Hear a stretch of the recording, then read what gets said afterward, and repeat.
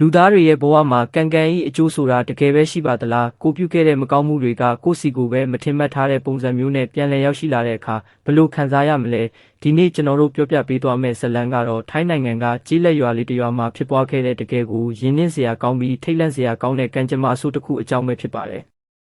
ဇလန်းကိုထိုင်းနိုင်ငံရဲ့စိမ့်လန်းဆိုပြေတဲ့ကြေးလက်ရှုခင်းလေးတွေနဲ့စတင်ထားပါတယ်။ဖိုင်းလို့ခေါ်တဲ့အမျိုးသမီးငယ်လေးဟာသူမရဲ့ခင်မွန်းဖြစ်သူရောင်ကိုစောင့်မျှော်ရင်းအိမ်လုပ်တွေကိုပျော်ပျော်ရွှင်ရွှင်လုပ်ကိုင်နေပါတယ်။ဖိုင်းဟာသူမရဲ့ခင်မွန်းကိုအလွန်ချစ်မြတ်နိုးပြီးအိမ်အောင်ရှင်မကောင်းတယောက်ပြီးသက်စွာနေထိုင်နေတာကိုတွေ့ရပါတယ်။ရောင်ဟာအဝေးမှာအလုပ်သွားလုပ်နေတာ3လလောက်ရှိပြီဖြစ်ပြီးအခုတော့အိမ်ကိုပြန်လာတော့မှဖြစ်ပါတယ်။အိမ်နီးချင်းဖြစ်တဲ့ဒေါ်ကြီးကလည်းရောင်ပြန်လာရင်ကျွေးဖို့အတွက်အသီးနှံတွေလာပေးခဲ့ပါတယ်ခဏအကြာမှာတော့အတန်ချက်ဆက်တွေတက်ထားတဲ့ကားတစ်စီးနဲ့အတူရောင်ဟာအိမ်ကိုပြန်ရောက်လာပါတယ်ဇနီးမောင်နှံနှစ်ဦးရဲ့ပြန်လည်ဆုံတွေ့မှုဟာတကယ်ကိုကြည်နူးစရာကောင်းပြီးတယောက်ကိုတယောက်လွမ်းဆွနေကြတာကိုတွေ့ရပါတယ်ရောင်ကအိမ်မှာစားတောက်ပြီးနောက်အဲ့ဒီညမှာပဲသူ့ရဲ့တငယ်ချင်းတွေဖြစ်တဲ့ဆောင်းနဲ့ဒန်တို့နဲ့အတူလေကွင်းထဲမှာဖားသွားဖမ်းဖို့ချိန်ဆခဲ့ပါတယ်သူကဖိုင်းကိုဖားတွေအများကြီးဖမ်းလာပေးမယ်လို့ကတိပေးခဲ့ပါတယ်သူတို့နှစ်ဦးရဲ့ချစ်ချင်းမြတ်တာဟာအလွန်ခိုင်မာပြီးပျော်ရွှင်စရာကောင်းတဲ့အိမ်တော်တစ်ခုကိုပိုင်ဆိုင်ထားတယ်လို့ထင်ရပါတယ်ညရောက်တဲ့အခါရောင်လို့တငယ်ချင်းတစုဟာ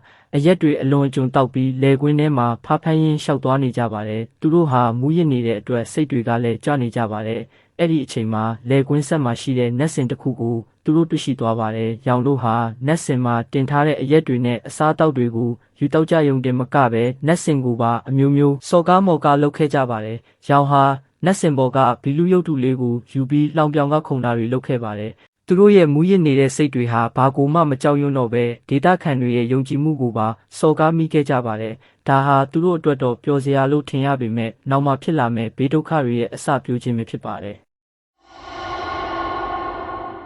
နောက်တနေ့မနက်မှာဖိုင်းကရောင်ဖမ်းလာတဲ့ဖားတွေကိုချက်ပြုတ်ပေးနေရင်းနဲ့ဈေးထဲမှာကြားလာတဲ့သတင်းတွေကိုပြောပြပါတယ်။နတ်စင်ကပစ္စည်းတွေကိုတယောက်ယောက်ကခိုးယူသွားတဲ့အတွက်ရွာသားတွေကနတ်တွေအမျက်ထွက်မှာကိုကြောက်နေကြတယ်လို့ဆိုပါတယ်။ရောင်ကတော့ဒါကိုဂရုမစိုက်ပဲရေရေမောမောနဲ့သူတို့လုပ်ခဲ့တာဖြစ်ကြောင်းဝန်ခံပါတယ်။ဖိုင်းကစိုးရိမ်တကြီးနဲ့နတ်စင်ကအယံပြင်းထန်ကြောင်းသတိပေးပေမဲ့ရောင်ကတော့သူမရဲ့စိုးရိမ်မှုကိုလှောင်ပြောင်ခဲ့ပါတယ်။သူကနတ်စင်ကတရေတွေလာရင်တော့သူကကန်ထုတ်ပစ်မယ်လို့နောက်ပြောင်ခဲ့ပါတယ်။နောက်တညမှာတော့သူတို့တငယ်ချင်းတစုဟာဖားဖမ်းဖို့ထပ်ထွက်ခဲ့ပေမဲ့ဖားတကောင်မှမရခဲ့ပါဘူး။ရောင်ကဒါဟာနတ်စင်ကတရေတွေနှောက်ယှက်နေတာလို့ယူဆပြီးဒေါသထွက်ကနတ်စင်ကိုတွားရောက်ဖျက်ဆီးပစ်ခဲ့ပါတယ်။သူတို့ဟာနတ်စင်ကိုခြေထောက်နဲ့ကန်ပြီးရုပ်တုတွေကိုရိုက်ခွဲပစ်ခဲ့ကြပါတယ်။ဒါဟာသူတို့ကျူးလွန်မိတဲ့အကြီးမားဆုံးအမှားတစ်ခုဖြစ်လာပါတော့တယ်။မြူရီဆိုင်နေတဲ့လေကွင်းထဲမှာသူတို့လျှောက်သွားနေရင်အဖြူရောင်ဝတ်စုံနဲ့အမျိုးသမီးတစ်ယောက်ကိုတွေ့ရှိသွားပါတယ်။သူမဟာကြာပန်းတစ်ပွင့်နဲ့ပလင်းတစ်လုံးကိုကင်ဆောင်ထားပါတယ်။မူးယစ်နေတဲ့ရောင်တို့တငယ်ချင်းတစုဟာ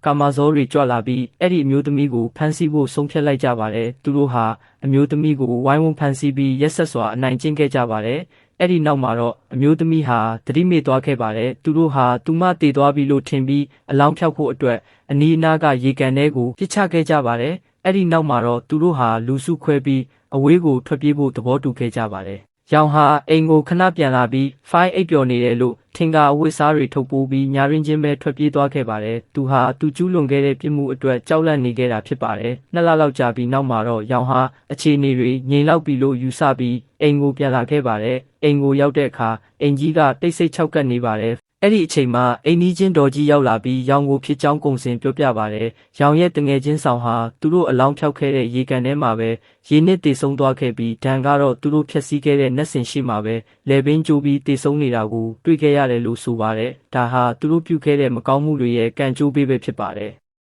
ဒါတင်မကသေးပါဘူးဒေါ်ကြီးကဆက်ပြောပြတာကတော့လွန်ခဲ့တဲ့2 လရောင်ထွက်ပြေးသွားတဲ့ညမှာဖိုင်းဟာရောင်ရဲ့ကိုစားနတ်စင်ကိုတွားရောက်တောင်းပန်ဖို့အတွက်ကြာပန်းနဲ့အရက်ပလင်းကိုယူပြီးထွက်သွားခဲ့တယ်လို့ဆိုပါတယ်နောက်တနေ့မနက်မှာတော့ဖိုင်းကိုရေကန်ဆက်မှာရက်ဆက်စွာအနိုင်ကျင့်ခံထားရတဲ့အခြေအနေနဲ့တွေ့ရှိခဲ့ရပြီးသူမဟာစိတ်ဝေဒနာရှင်ဖြစ်သွားခဲ့ရပါတယ်ရောင်ဟ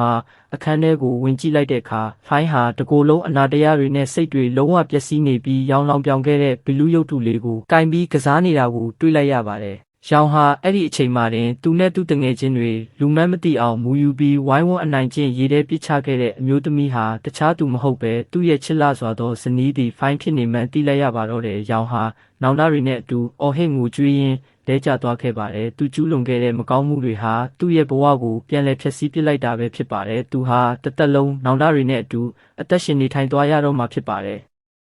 ဒီဇလန်ရဲ့သင်ခန်းစာကတော့မိမိပြုသောကံသည်မိမိထံသို့သာပြန်လည်ရောက်ရှိလာတတ်သည်ဆိုတာပါပဲအပျော်ပါးနဲ့လောဘဇောကြောင့်ကျူးလွန်မိတဲ့အမှားတွေဟာဘယ်တော့မှပြန်ပြင်လို့မရတဲ့နောင်တတွေကိုပေးစွမ်းနိုင်တယ်ဆိုတာကိုဒီဇလန်လေးကဖော်ပြနေတာပဲဖြစ်ပါတယ်ဒါအပြင်ဒေတာခန်တွေရဲ့ယုံကြည်မှုနဲ့နတ်စင်တွေကိုမလေးမစားပြုမှုခြင်းရဲ့ဆိုးကျိုးတွေကိုလည်းဒီဇလန်ကနေတဆင့်သင်ခန်းစာယူနိုင်ပါတယ်